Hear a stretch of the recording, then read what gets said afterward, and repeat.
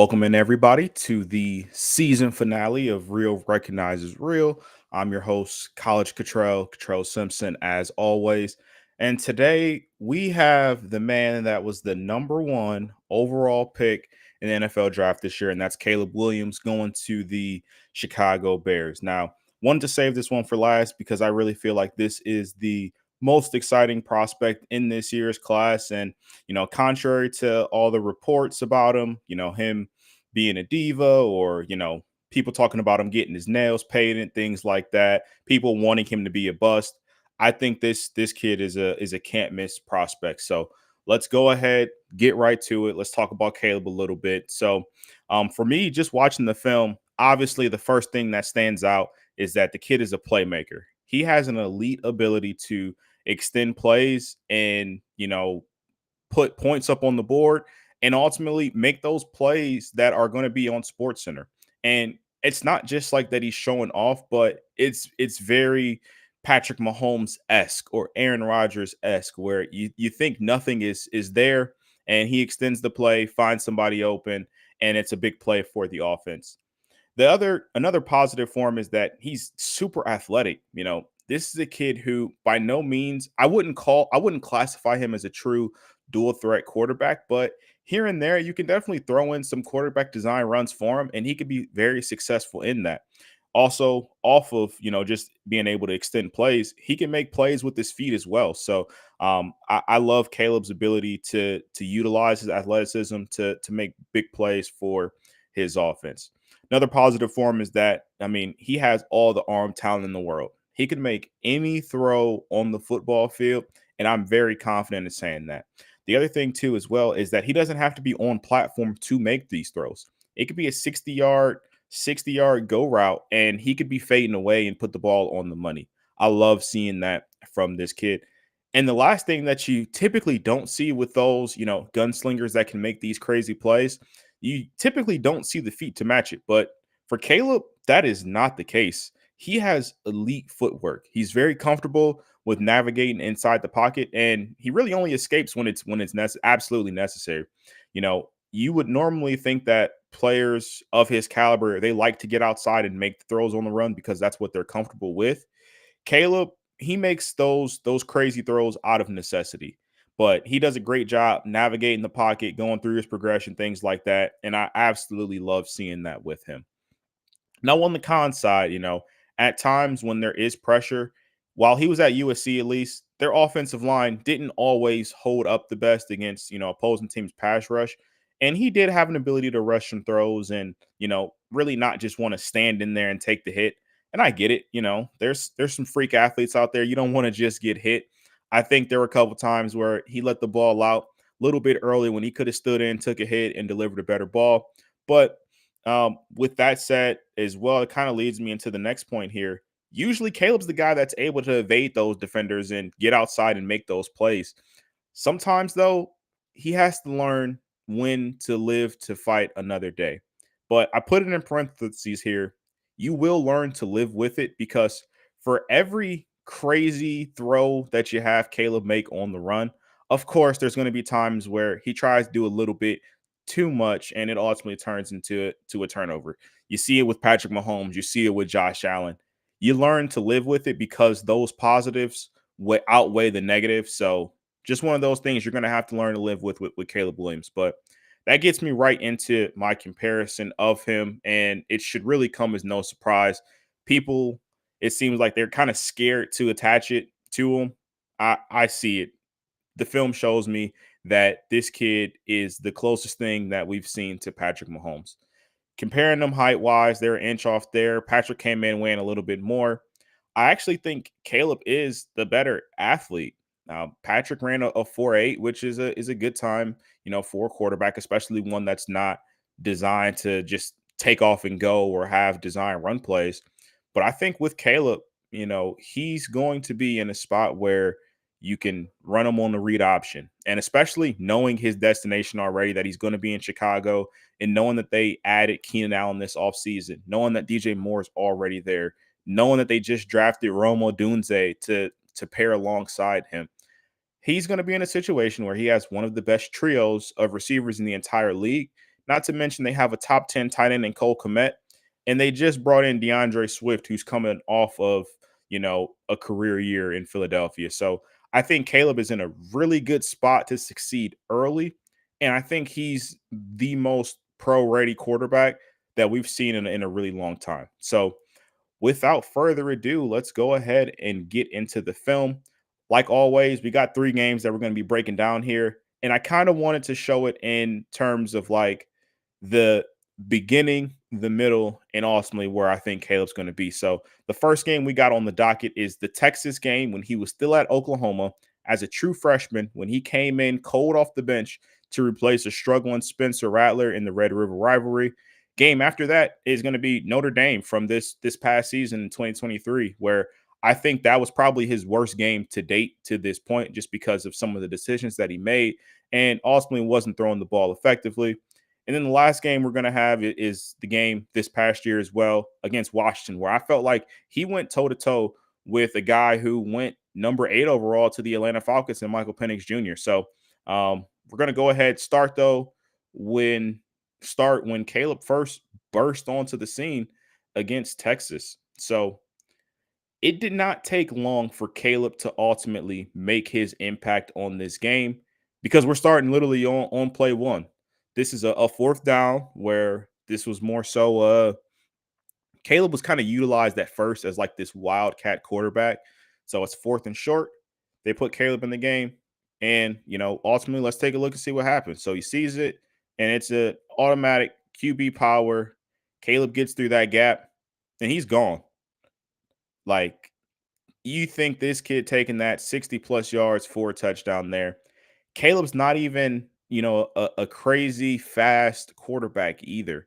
But just knowing that he has the ability to run away from DBs and, some of these crazy fast linebackers at Texas, this is when you knew this game in general is when you knew, hey, Caleb Williams, this is a kid who's probably going to be on the scene in the next couple years, and he's going to be special.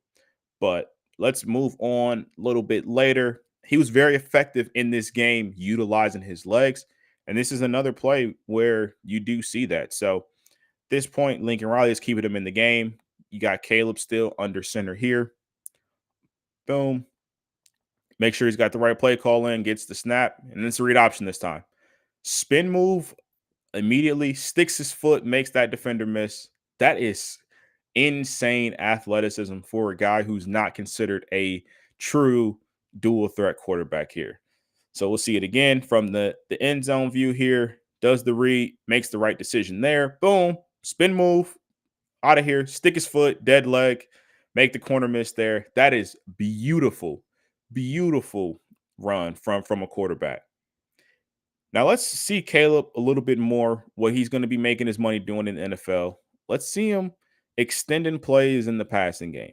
And remember, this is a true freshman in his first real time on the field. He's down against the rival of Oklahoma. This is their biggest rival, and he's in a massive spot because Oklahoma's down in this position. But we'll go here, loses the snap there. He picks it up, no worry at all, finds his receiver in the back corner of the end zone. Feel like you, especially as a true freshman, a lot of quarterbacks are going to fall on the ball there.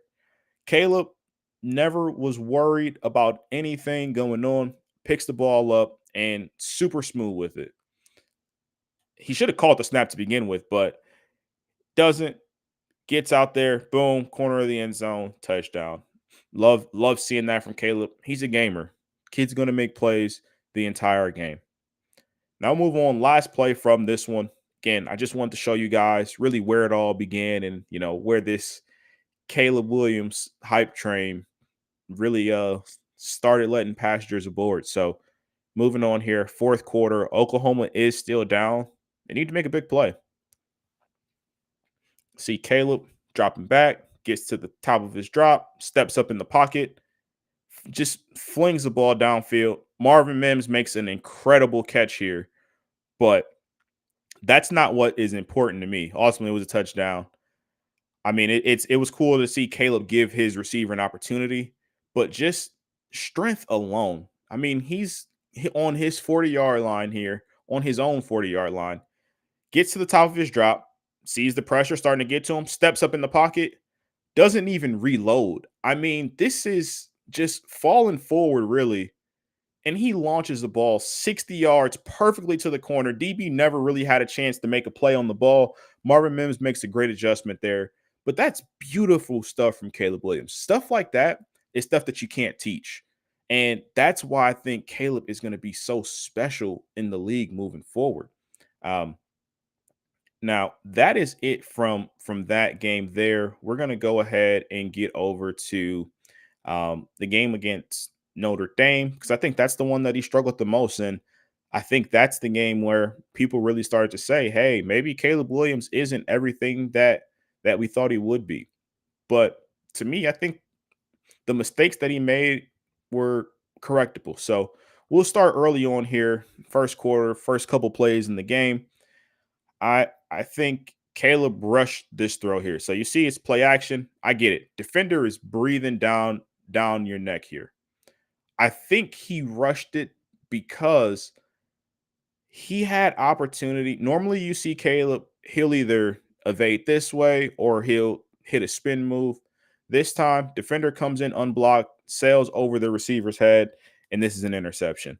And for me, if I'm assessing blame here, I'm thinking that one, the blocks didn't get handled correctly here, because you can't let this guy get in free there. No one's blocking him. He shouldn't be unevaded to the quarterback. But then, two, got to put some blame on Caleb because he's the one who threw the ball. So I think Caleb could work on, just not rushing the throw there. Again, you didn't see this much out of him. I just think he struggled in general in this game. Now let's move on here. The next USC possession. You got Caleb rolling out here. Again, rusher in his face, stay calm and collective there. Now you see him put the wheels on and get upfield and ultimately make a play there. I just think that's what Caleb gives you. No play is ever truly dead when you have Caleb Williams under center. And you see how long he stayed in the pocket. He didn't decide to take off and run until he felt like nobody was going to get open and the defender was right there on his back. I think that's great work from Caleb there, especially in a game where it felt like he was forcing some things into some windows that he didn't need to. Now let's move on here. Caleb showing off the legs a little bit more. 631 here. So you're driving, and again, design run play. It's a read option. Caleb gets to the end zone here, and he's gone. It sounds so crazy to say because I know I keep saying it out loud here. I'm telling you guys, Caleb is not a true dual threat quarterback. I know you see this stuff on film and you think he will be at the next level. He won't be this, but if you can be able to sprinkle this in my mind, I think they're going to use him in the run game very similar to how Jacksonville utilizes Trevor Lawrence. You wouldn't call Trevor Lawrence a true dual threat quarterback, but he can make you pay with his legs, and you've seen him do that in some big time spots in different games. But we're going to move on here. Going to be during this drive, but just a couple plays later, you'll see Caleb Williams with another mistake. I think he rushed this throw here as well. So nothing crazy. Notre Dame brings a corner blitz. Boom, throws an interception. And I don't know if this was ultimately a house call, but they get pretty damn close if it's not. So I want to show it again from the all 22 camera angle here. But you'll see in the flat here. So I think Caleb does a good job getting to the top of his route. He sees the corner, beat the protection on the side. I think he does a good job of stepping up here.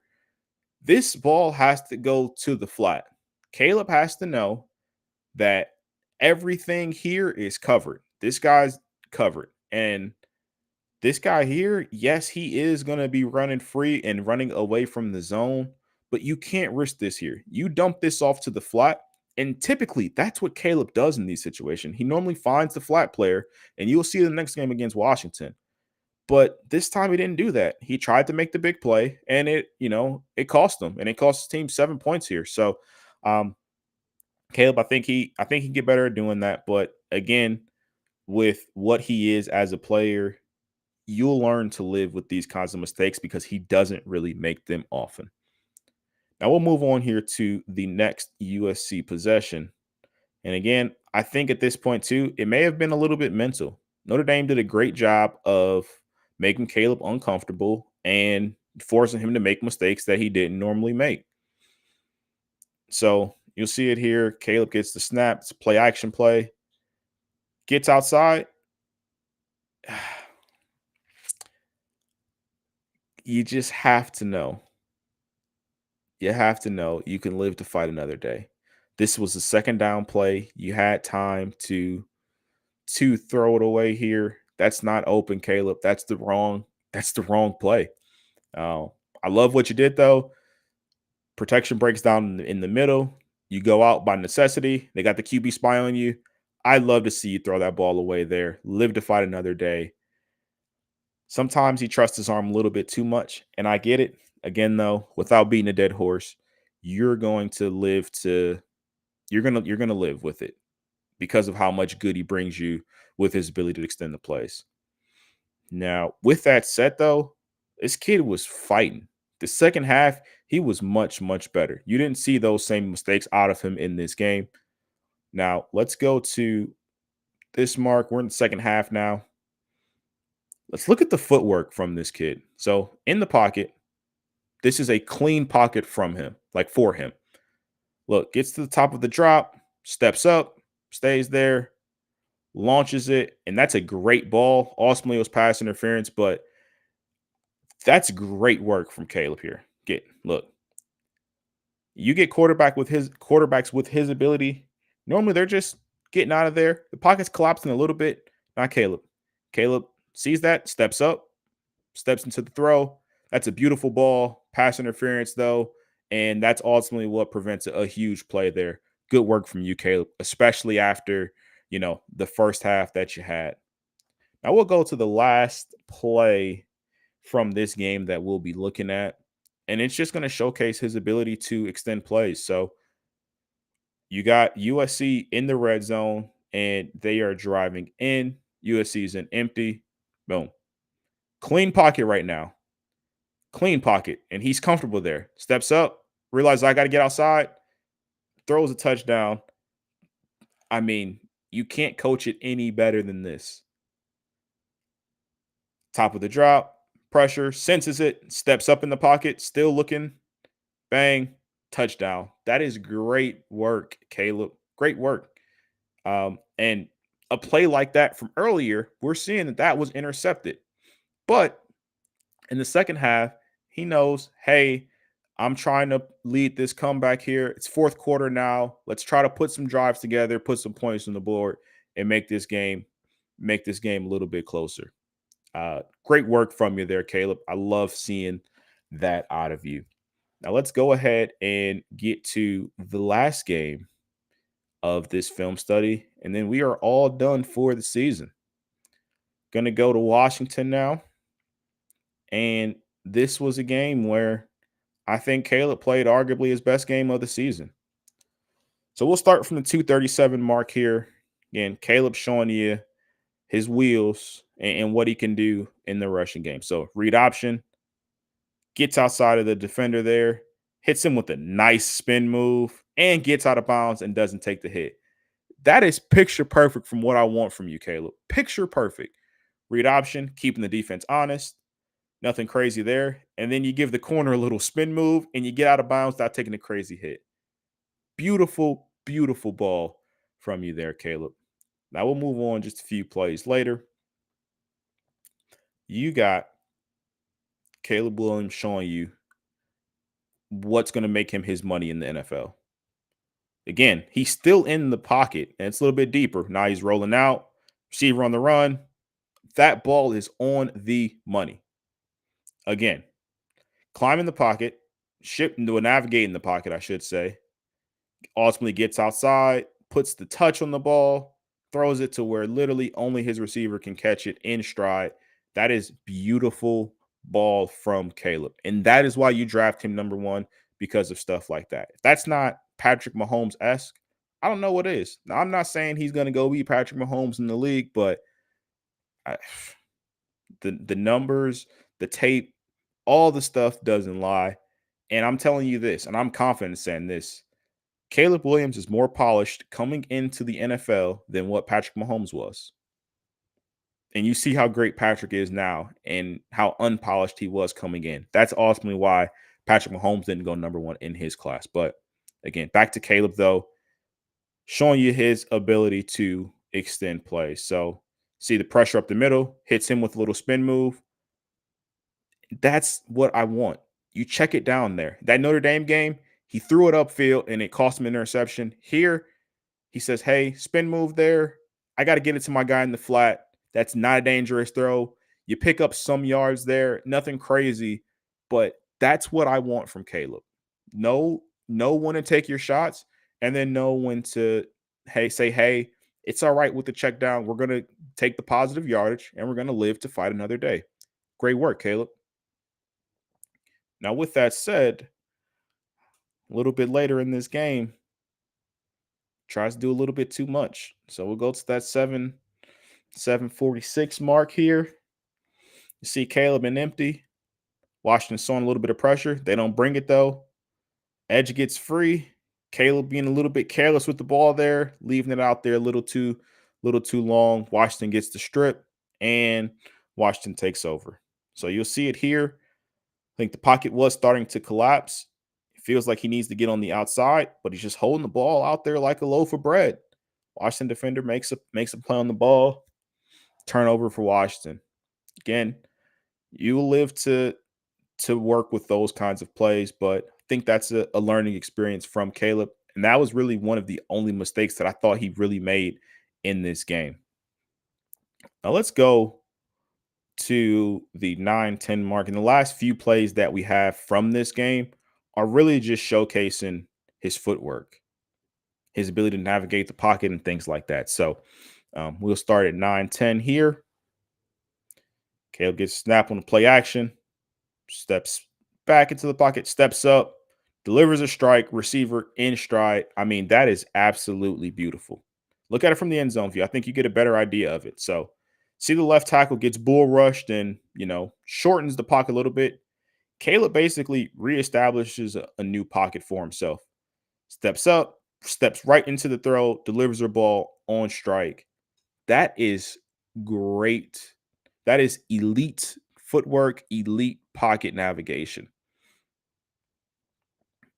Now, let's move on. We only got a couple more plays, guys. A couple more plays in this one.